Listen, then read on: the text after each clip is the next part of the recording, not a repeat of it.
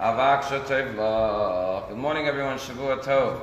Someone once said that God doesn't have an iPhone, yet He's my favorite contact. God doesn't have a Facebook account, yet He's my best friend.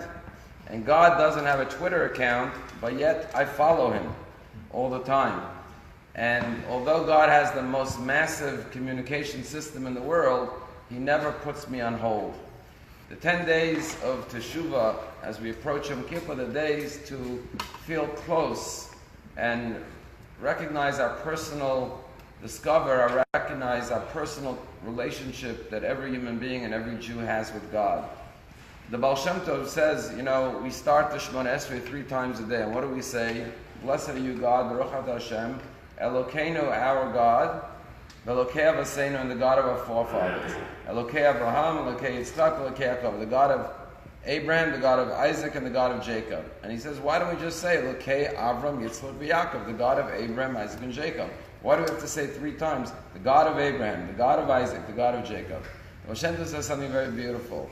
He says, Jacob had a father, Isaac, who believed in God. But he didn't just receive his relationship with God from his father. He had a personal relationship with God. Same thing with Isaac. Isaac had a father, Abraham, who had a tremendous relationship with God. But he didn't just have a relationship to God through his father. He had his own personal relationship.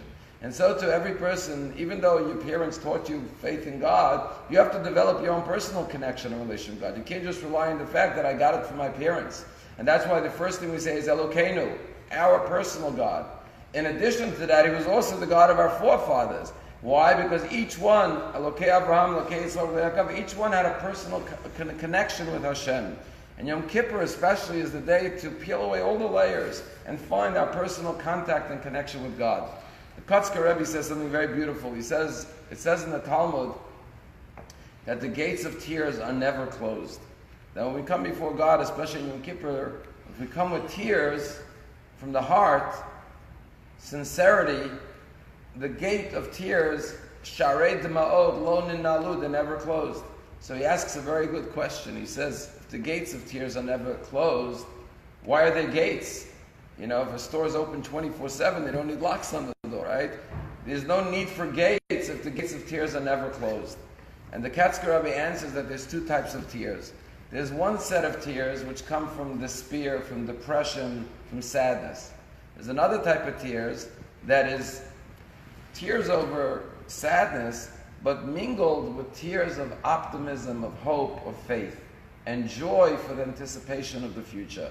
So he says, do you know why there's gates on the gates of tears? Because if a Jew only comes to God with sadness and despair, then the gates closed. But if together with our tears is also tears of optimism and hope, that I know you're my loving Father, you're my personal God, you're not going to abandon me, you're not going to forsake me, I know and I have faith and trust that the coming year will be better, then there's tears of joy and hope. And then Hashem never closes those gates. I'm reminded of a story about this child who was flying a kite on the beach. And the kite was very, very far high up in the sky. And an adult came over to the child and said, what are you doing? He says, I'm flying a kite. He says, which kite is yours? He says, the one all the way up there.